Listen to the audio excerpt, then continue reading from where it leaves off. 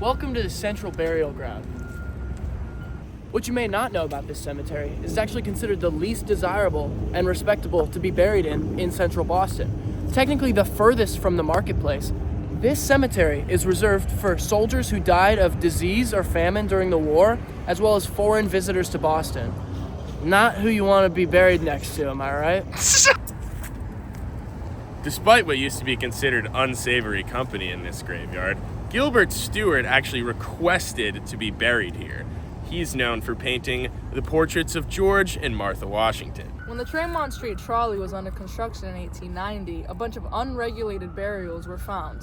They were then transported to these mass graves over here. There were many uses to having these graveyards in public spaces. People could trade or exchange goods, and they even acted as a place for people to have gatherings for burials. Looking at the majority of these gravestones, you can't help but notice the minimalist design. This was due to the British Puritan and Anglo-Saxon religious beliefs and their relationship with death, believing it to be a part of life and not something to be celebrated in any sort of egregious way. Nice. Hello and welcome to the Granary Burial Ground up Tremont.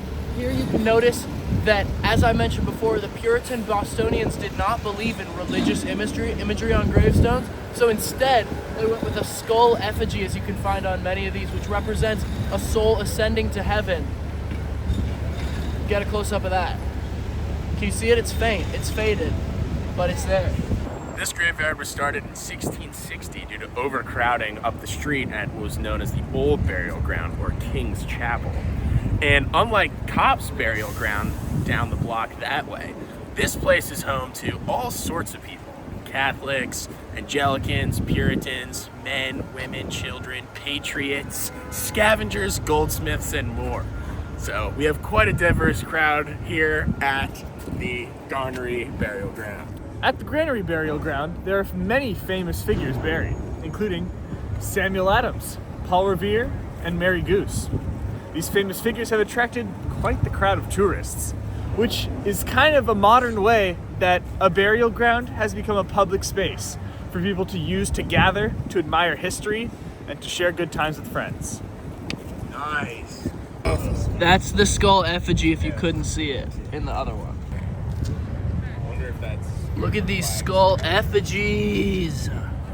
Oh, look at that one. That's clear as day, dark as night. As opposed to what Ethan was saying about simplistic Puritan burials, here lies John Hancock, who was one of the only Christian founding fathers.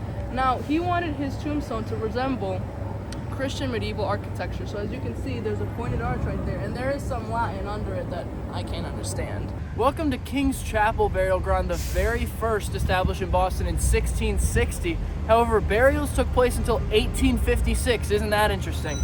Come on down over here. Welcome over here to Joseph Taping's grave. You may notice it's one of the most ornate in the whole burial ground. You can see the multiple representations of life and death through the non-Puritan architecture.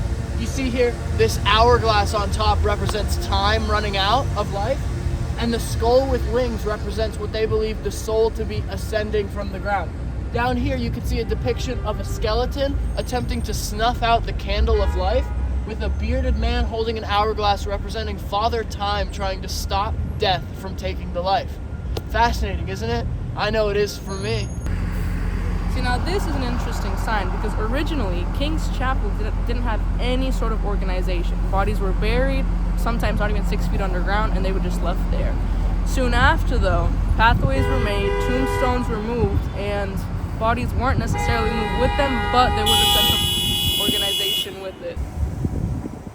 The King's Chapel Burial Ground is one of the few burial grounds that is not directly jurisdicted by the chapel nearest to it.